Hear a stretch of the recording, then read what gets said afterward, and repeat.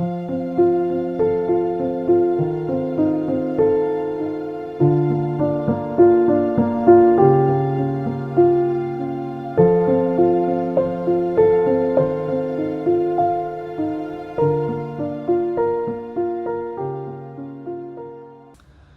여러분 안녕하십니까? 올리오 한의원입니다. 자, 오늘은 술과 알코올 이야기 18번째 시간, 음주 욕구는 내부 요인과 외부 요인으로 나눌 수 있다라는 주제로 이야기를 해볼 텐데요. 내부 요인, 외부 요인은 어찌 보면 제가 이제 임의로 지정한 이 단어이고, 음주 욕구가 단순히 내가 마시고 싶은 욕구, 마시고 싶은 생각, 갈망, 열망 이런 것들로 단순화시킬 게 아니라 조금 더 구체적으로 조금 더 세분화해서 이해를 해야 우리가 이게 정말 약으로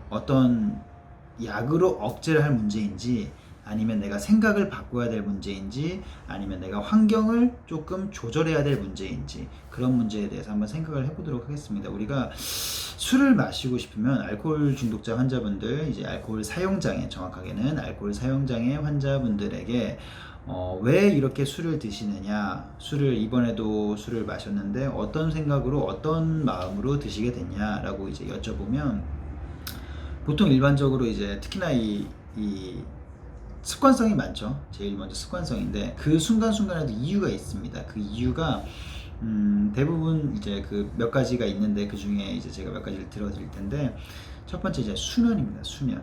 잠이 오지 않아서. 특히나 이 부분은 여성 알코올 환자분들이 되게 많으세요. 잠이 오지 않아서 내가 너무 힘들고 지치고 답답해서 술을 어쩔 수 없이 마실 수밖에 없었다 라고 대답하시는 분들이 꽤 있습니다. 아까 말씀드렸지만 여성분들이 좀 더 비율이 높으신 편이에요. 자, 잠이 안 와서 우리가 하루 정도는, 잠깐 정도는 잠이 안 와도 이제 우리가 뭐 하루를 버티고 다음날 좀 피곤하게 지내다가 또 다음날 잠을 잘 시간이 됐을 때 잠을 자면 보통 일반적인 건강하고 정상적인 사람들은 회복을 하죠. 근데 이제 좀 심한 이제 알코올 중독이라든가 아니면 정신질환이라든가 이런 불면증이 크게 심각하신 분들은 하루 이틀 3일 그게 계속 이어지기 때문에 그 잠을 못 자는 거에 대한 공포감도 굉장히 크고, 또 잠을 못 자고 수면이 원활하지 못하는 그런 상황에 대해서 내 몸 상태에 너무 익숙해진 것도 많고, 그래서 정말 적극적인 치료나 이런 거 없이 보통 잠을 못 주무시게 되면 수면제나 아니면 알코올에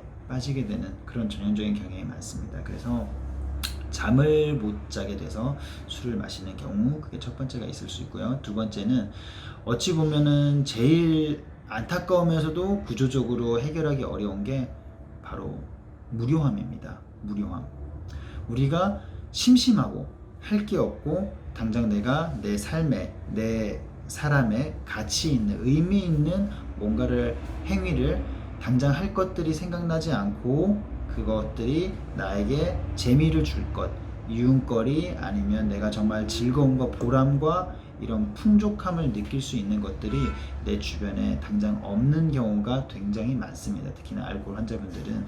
왜냐하면 심각한 중독자분들은 기본적으로 대부분 직업을 가지고 있지 않으시거나, 아니면 직업을 가지고 있다 하더라도 굉장히 불규칙하고 혹은 또 불안정한 직업이 많으세요. 그래서 일단 기본적으로 내가 아침에 일어나도 술을 저녁 때까지, 밤 늦게까지 술을 마시지 않으면 내가 어떤 거를 할 것인지, 그 어떤 걸 할지에 대한 계획이나 생각이 없는 거죠. 그러니까 일단 무료한 거고, 그것들이 일단 우리가 당장은 심심한 걸로 느끼는데, 그래서 심심한 걸로 느끼기 때문에 당장 우리가 당장 처치하기로는 뭐 영화를 볼 수도 있고, 만화책을 볼 수도 있고, 어떤 뭐 유튜브 영상을 볼 수도 있고, 어디에 놀러 나갈 수도 있고, 그게 당장 그게 해소되는 것 같지만, 어찌 보면은 정말 그 심심함과 무료함은 당장의 그 즐거움이라는 쾌감보다는 굉장히 조금 장기적이고 안정적인 내 삶의 보람을 느끼는 그 즐거움을 갈구하는 경우가 많거든요. 근데 알코올 환자분들은 그런 부분에 있어서 구조적으로 불가능하거나 부족한 부분이 많기 때문에 그 당시에는, 그래서 계속 술이 생각이 나는 거죠. 왜냐하면은 내가 오늘 이렇게 하루 종일을 보내고 있는데 너무 무료한 거죠. 근데 당장 할 게 생각이 나지도 않고 당장 할 것도 없고 앞으로 당장 뭐 며칠 뒤, 몇 주 뒤, 몇 달 뒤에 내가 뭘 해야 된다는 그 계획이나 청사진이 없기 때문에 그렇기 때문에 더 허탈감에 빠지게 되는 거고 내가 술을 안 먹는다고 해서 달라질 것도 없기 때문에 또 술을 계속 먹게 되는 그런 상황이 생기는 거거든요. 그래서 알코올 질환의 치료는 어찌 보면은 당장은 술을 안 먹는 거에 집중할 수 있겠지만 장기적으로는 내가 술을 안 마시는 이유를 찾으셔야 됩니다. 그거를 환자분 스스로를 찾으셔야 되는데 그것들을 이제 병원이면 의사와 함께 상담을 한다면 상담사와 함께 이렇게 같이 가족과 같이 이제 힘을 합쳐서 이겨낸다면 가족과 함께 그것들을 찾아가야 되는 거죠. 그런 여정이 있다고 보시면 되고 그리고 이런 것들 이외에도 이제 알코올을 드시고 이제 조절이 안 되시는 분들은 감정적으로도 굉장히 불안정한 상태거든요. 감정이 불안정하기 때문에 조금이라도 기쁘거나 화가 나거나 우울하거나 슬프거나 이런 것들을 정상적인 건강한 사람들은 잘 절제를 하고 참아내는 데 비해서 알코올 환자분들 굉장히 폭발적으로 그 감정을 조절하지 못하게 되고 그 조절 못한 감정이 계속 나를 힘들게 하기 때문에 그 흥분 상태와 텐션이 올라간 상태 그 상태를 우리가 이겨내거나 버텨내거나 조절하지 못하고 또 술을 드시게 되는 거죠. 어찌 보면은 뭐 우리가 흔히 요즘 들어서 이제 현대인 분들이 많이 고민하는 뭐 분노 조절 장애 혹은 또 감정 장애 이런 것들이 굉장히 심해져 있는 상태이십니다. 그래서 또 술을 마시는 경우도 있거든요. 그래서 그런 것들도 어떻게 해야 될지 생각을 해보셔야 되고 또 그런 과정에서 감정 조절이나 이런 뭐 향후의 미래 계획이나 이런 거에 있어서 또 제일 중요한 거는 주변에 정말 가까운 가족이나 이제 지인이 될 텐데 그 가족분들이 이제 이 환자분이 알코올 환자분이 술을 마시거나 이렇게 계속 뒤처지고 또다시 실패하고 또다시 반복하는 이런 모습들을 보면 참 그게 서로 악순환이긴 해요. 가족들도 처음에는 믿어주고 같이 다독이고 뭔가 이제 치료도 같이 받으러 가고 이렇게 하는데 그게 효과가 있고 바로 그게 개선이 되면 그게 선순환이 될 텐데 정말 심각한 상황까지 가면 그렇게 치료를 받아도 또다시 반복되고 또다시 반복되고 이런 것들의 연속이거든요.